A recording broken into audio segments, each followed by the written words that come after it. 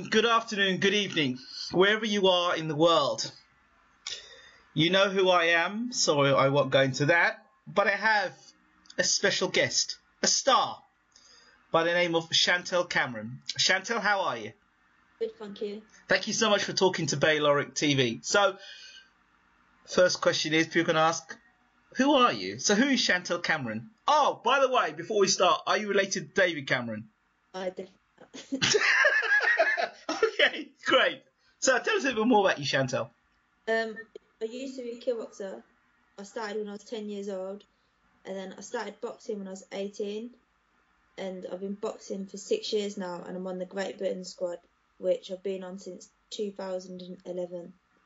Fantastic. Kickboxing, eh? Yeah. I remember when I did some kickboxing when I was younger, and I converted to doing boxing because I got fed up with using my kicks all the time. I got lazy kicking, and I felt... Go ahead. Pardon? You get told off for not kicking. Yes. So when I was fighting, they were like, kick, because if you don't get 8 kicks in a round, you'll lose a point. Right. I used to struggle to get them 8 kicks in, so I used to always get shouted at in the corner. But I see you were quite successful as a kickboxer. I was undefeated, yeah. Wow. So what does that feel like, being undefeated as a kickboxer? It's the best feeling, but then when I had my first loss in boxing, it hurt really bad. So what's the difference between, like, for you, the kickboxing and the boxing? I think boxing's a lot more difficult. It's a lot more technical, and with the kickboxing, obviously, like, you have your kicks to rely on as well. But in boxing, you just have your hands, so you have a lot of head movement, and I think it's more technical in boxing. On the subject, you have to learn how to throw like a single jab. I've been told like 1,001 times how to throw a different jab all the time. So boxing's more technical, I think. Absolutely, I have to agree with you there. On the subject of technicality, boxing, kickboxing, martial arts, you think you know where I'm leading with this. Yeah. Ronda Rousey fought on the weekend.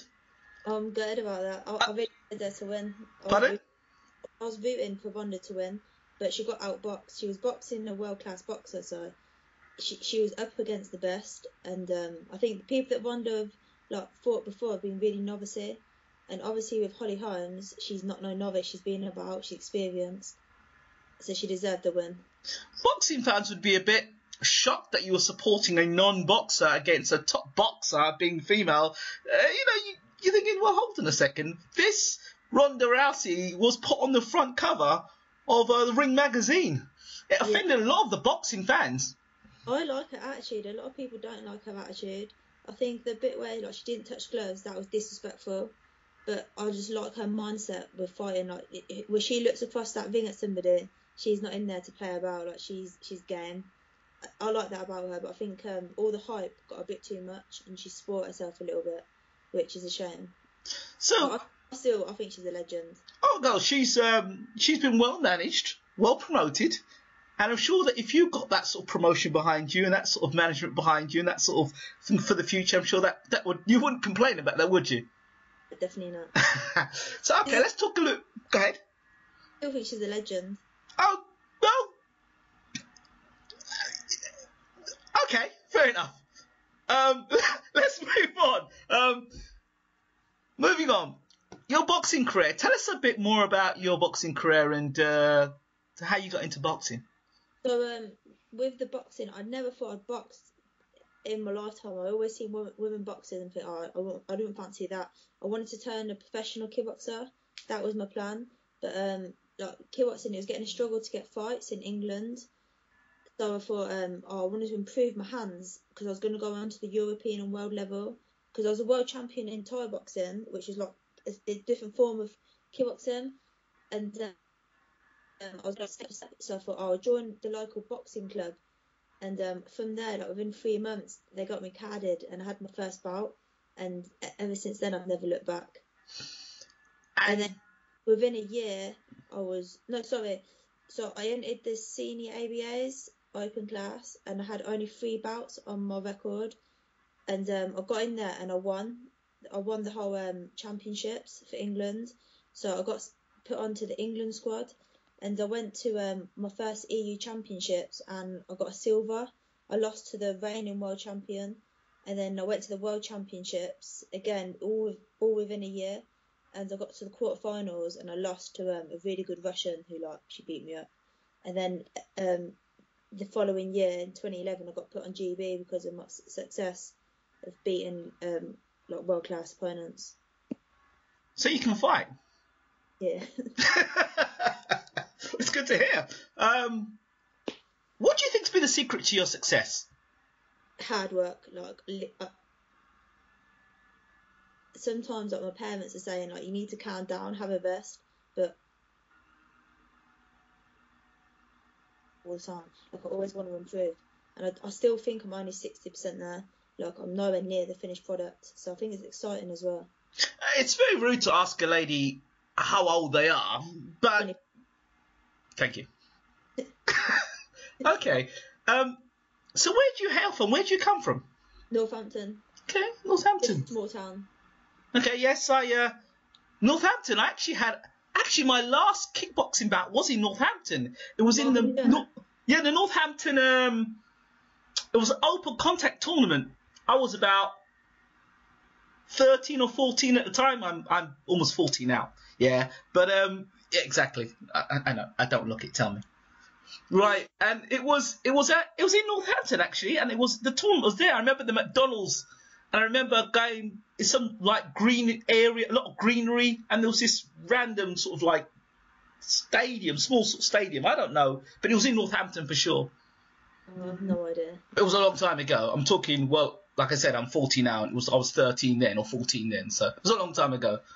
But I remember it, and actually that was an open tournament. And I remember what happened. I got beat by a girl. I was actually trying to take her to get a telephone number. And she was going to give me a telephone number at the end of the tournament.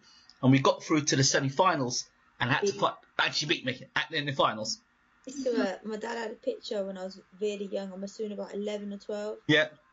The tournament. And I won the gold. But on the line of all the competitors, I was the only girl with these big boys. And everyone was just laughing because they just didn't expect a little girl to win the whole thing. So, fighting with guys, what was that like? What's that experience like for you? It was only when I was younger, so it was years ago. Yes. It never fazed me. A lot of girls it would faze, but with me, I just got in there and just got stuck in. And I didn't really look at them they're a boy, they're bigger than me, they're stronger than me. Oh wow! I mean, there's certainly something that's moving around, obviously in Great Britain with a lot of the amateur fighters that are doing really well and going over and winning medals. I was talking to a young man by the name of Frankie Cleary. He's from Ireland and he's the Irish captain. He's just gone out to Poland now to fight for the championships out there. Multi-nations champion and won a lot of tournaments. But the mentality seems to be, the mental strength of all the athletes now coming out of Europe, or it's particularly England and Ireland. The Irish have always been known for their mentality, but the English, the mentality that's coming out now, very strong mentally. What do you think is the root behind that? I don't know really. I think everyone's got their own ways. So maybe it's from the coaches, yeah. The coaches teach you and how they get you going when you're in the changing rooms and stuff. So maybe they're using the same tools. I don't know. So what are the coaches telling you in terms of your mental setup? I do a lot of it myself, because I'm really spontaneous. So before I fight, I just do some weird things. I have to do everything a certain way, and my coach in the warm-up room will just have to keep getting me fired up, saying how much do you want it? Do you want the gold medal? Just things like that, just to get the fire in my belly, and just say go out there and put on a show, show them how good you are. And it's just little things that mean a massive thing and get the fire burning in me, so that when I do go out there, I'm just want to win. I can't see anything else but winning. There's no secret that next year is Rio, the Olympics, and what are your thoughts about that? I'm hoping I get to qualify. Obviously, that would be a dream country. And if you go to the Olympics, that's what every amateur wants to do. Especially being on the GB squad is what we're here for, is to qualify. So what do you think it will take for you to qualify to get to 2016? It's possible. It's really possible because I've already beaten world-class opponents. So I just got to keep doing what I'm doing and just keep improving. Because the qualifiers of it next year, like in April, May time. So I just got to keep working, keep improving, and just keep my head down and just stay focused. What separates a good, decent fighter from a world-class fighter? Listening to your coach, definitely, and staying dedicated and focused, and not like going off the ball, so not getting distracted easily by your friends and stuff. Just always working. Very interesting point. I know I hear Anthony Joshua saying it. I hear a lot of people saying hard work, dedication from the man Mayweather, and it's very easy to come out and say sound bites, but when you actually have to stick by it, there are a lot of people that fall by the wayside and still expect to produce the goods. It's like you have to sacrifice so much, and like boxing's a lonely sport as well. You're in there on your own, so like having to sacrifice, like not going out with your friends, not socialising as much, having early nights and stuff. It's hard, but if you want to win, if you want to be a champion, you've got to do it. Otherwise, you're wasting your time, you're wasting your coach's time. So what are the temptations that are on offer? What are the things that you could divert and say, you know what, I don't want to do this instead of training? What are the things that are temptations for you, for example? Going out for a nice meal. Okay. Nando's? Yeah. Nando's. So that's tempting. Yeah. If it's a special occasion, then sometimes you've got to think, you want to show your face. Yes. So little that, but as long as you know you're fit and ready, I think now and again it doesn't matter if you have a rest day, especially because sometimes your body knows, like your body knows when you need a rest. Right. So when your body's tired and stuff, you think, I might as well have a rest day. As long as you're sensible, and you train hard anyway. I don't think a few days here and there ain't gonna harm you. So, where do you stand in terms of, like, do you watch boxing on YouTube? Do you get on YouTube? Do you watch other fights? Where are you with that? I do, yeah. I like watching. I can't say his name properly. I can't even say. Rigondeaux. Yeah, that's it. Yeah, I remember that today because the Frampton and Quick had a press conference and they kept talking about him all the time. But yeah, Rigondeaux. Triple G, I watch him a lot. Triple G? Yeah. Yes, Gennady Golovkin. Let's forget I can't say the first name, but Gennady Golovkin. Yes, you watch him too. Mayweather. What are your thoughts on him? He's really talented, but he's boring to watch. He does what he does to win, but it's not entertaining. So if you could say your style, if you were trying to sell your style to me in 30 seconds, what is Chantelle Cameron's style like? I'm aggressive. I've got a high work rate, and I just stay on them and don't let them breathe. And I wear them down. Ricky Hatton style? Yeah, sort of. Sort of. Okay, I know you alluded to the fact that Mayweather's kind of boring, but you do respect his style. Yeah. At what point do you say, well, okay, I've got to be entertaining and I've still got to do what I've got to do, but not take too many punches in the process? What do you do to not take too many punches, but at the same time do what you need to do? Because that style going forward is one, if you're aggressive, you're going to take a lot of punches coming back as well. Yeah, like I have a good defense. So like I'll throw my punches, but I'll break up the phases. So I'll hit and move. Like I'm good on my feet. So like I try my hardest not to get hit. So I think that's like keeps it exciting. Is I throw loads, but at the same time I'm out of the way so I can't get hit back. Name comes to mind, Katie Taylor. Yeah. Where do you stand with Katie Taylor? Do you get? Are you one that's gone and sparred with Katie Taylor? Have you been offered to spar with Katie Taylor or? To be able to spar with her, but it's just not happened. Like she's not come to GB, and GB haven't took us to Ireland. Ah, okay. It would be good to spar with her, but it's not happened. Okay. So what's next for you? What are the next plans for you now? I just come back from literally about a week or two ago. I just got back from Germany and got gold over there. Oh, so, congratulations! Great, you got gold. I'm just waiting to see what's next for me, but hopefully there'll be something just before Christmas because a lot's being kept active. Okay, so you're going to try and fight again before Christmas? Yeah, hopefully, fingers crossed. Okay, and in terms of, are you being sponsored to do what you're doing? Because I know some fighters don't get sponsored and it's difficult. They've got a part-time job and they've got a box. And what's it with you? We're funded because I'm on Great Britain squad. We get funded by the lot of it. You right? Yes, and I'm sponsored by Opus Energy. It's a Okay. big company around Northampton, Right. and they sponsor me, so that's helpful. Fantastic. So being in the GB squad, what's it like? What does it feel like being in that sort of is it sort of like the elite almost, right? The elite program, so on the world class program, I've been on it 5 years now, and it's full time, so it's every Monday to Thursday.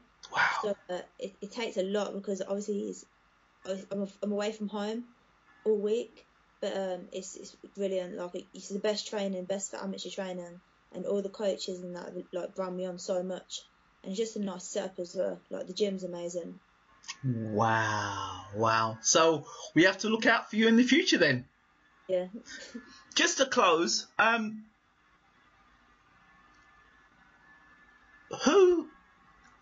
which female fighters do you look at? Well, Apart from Ronda Rousey, that doesn't count. I was about to say Ronda.